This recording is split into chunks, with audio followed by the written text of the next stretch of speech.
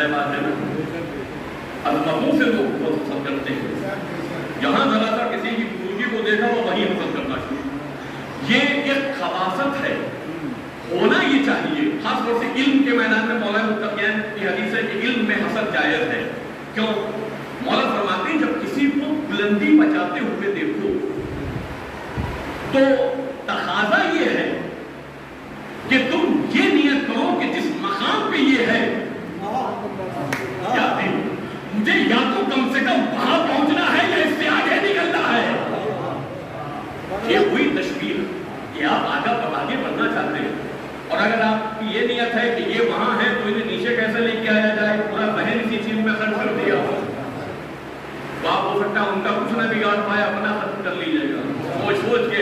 یہی تو ہوا مولا متقیان کے ساتھ میں، 40,000 ممبروں سے علی کو برا کہلوا کے یہ سمجھ رہے تھے اب نہ کوئی علی کا نام لے گا، علی کا ذکر ختم ہو جائے گا، علی کو لوگ برا بھلا کہیں گے، جب کہیں بھی علی کا نام لیا جائے گا علی کے اوپر لعنت بھیجی جائے گی۔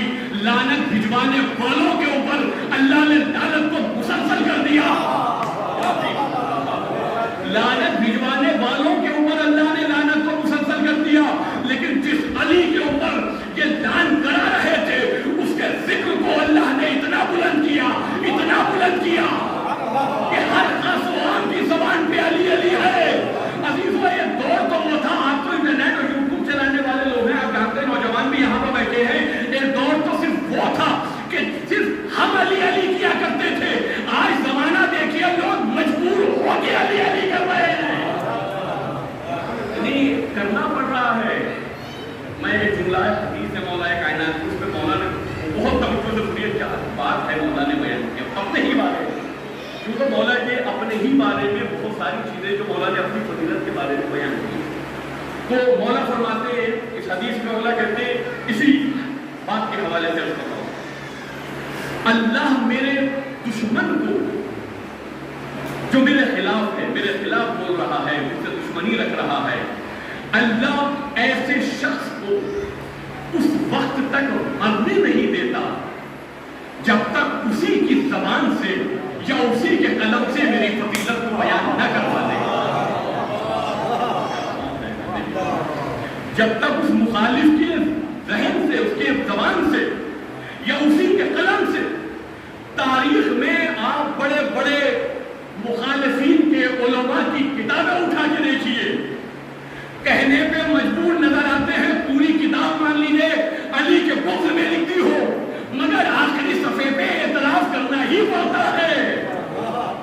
بچ کے جا ہی نہیں سکتے اگر علی کی فضیلت کا اعتراف نہ کر لیا، علی کو اگر صاحب کل ایمان نہ تسلیم کر لیا، علی علیہ السلام کی فضیلتوں کا اعتراف نہ کر لیا۔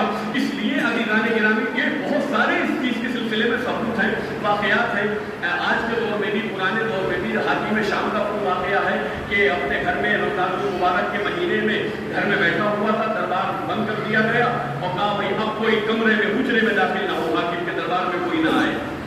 تو سب بالکل پہلے بٹھا دیے گئے، لیکن وہ خاص آدمی تھا نا پریاس، اس کو تو کوئی روک ٹوک تھی ہی نہیں، وہ خاص آدمی تھا ان کا، اسے آنے کی اجازت تھی۔ تو وہ آیا، اس نے کہا بھائی ہمیں تو جانا ہے، تو انہیں روکا بھی نہیں رہے۔ اب تو انہوں نے جا کے دیکھا تو اندر دسترخوان لگا ہوا ہے اور رمضان المبارک کا مہینہ ہے اور وہ بیٹھ کے کھانا کھا رہا ہے۔ تو اس نے کہا بھائی آپ خلیفۃ المسلمین کہلواتے ہو اپنے آپ کو؟ وہی توجہ جانے کے نام، ان کا دعویٰ تو یہی تھا نا، اپنے آپ کو خلیفۃ المسلمین کہلاتے تھے۔ تو اس نے آگے یہی کہا بھائی آپ اپنے آپ کو خلیفۃ المسلمین کہلاتے ہو، رمضان المبارک کا مہینہ چل رہا ہے، تو آپ روزے سے کیوں نہیں ہیں، یہ کھانا کیوں کھا رہے ہیں؟ بھائی دشمن کی زبان سے علی کی فضیلت بیان کروا لیتا ہے اللہ۔ ایک مرتبہ معاویہ نے جواب دیا مجھے پتا ہے کہ علی کی دشمنی دل میں رکھ کے نہ نماز ایسی ہے، اس لیے بلا رہوں صلوات پڑھتے محمد علیہ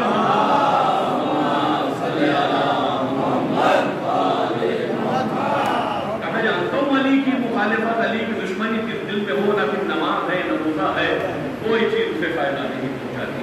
بس وقت چونکہ جلوس برآمد ہونا ہے، ورنہ یہ واقعی نعمت تھی یہ ہمارے یہاں ایام عزا، جو بس آج اور کل کا دن ہمارے پاس بچ رہا ہے اور پھر یہ سلسلہ کم ہو جائے۔ یہ تو شکر ہے ہمارے یہاں کہ ایام عزا کے بعد بھی مجالس کا سلسلہ چلتا رہتا ہے. اکثر آپ لوگ علماء سے سنا ہوگا لیکن کوشش کیا خالی سن کے نہیں تھوڑا عمل بھی ہونا چاہیے. جب مسائل ہونا تو واقعی گردن نیچے کر کے دعا مانگا کیجیے. اس ٹائم بہت موقع اور اپنے بزرگوں کے والدین کی قبر میں جا کے اکثر ہو جب کوئی دعا حدیث بولا جب کوئی دعا نہ قبول ہو رہی ہو تو اپنی ماں سے جا کے کہو. ماں کی قبر پہ جا کے ماں ایک وہ رشتہ ہے کہ مرنے کے بعد بھی اپنی اولاد کے حق میں اگر کوئی دعا کر دے تو اللہ اس کی دعا کو رد نہیں کرتا.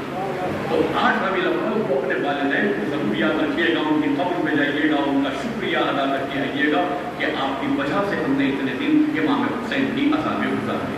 اور اب ہم غم خوشی میں شامل ہونا جا رہے ہیں تو ہمارا غم سے بھی مولا راضی رہے, ہماری خوشی سے بھی مولا راضی رہے.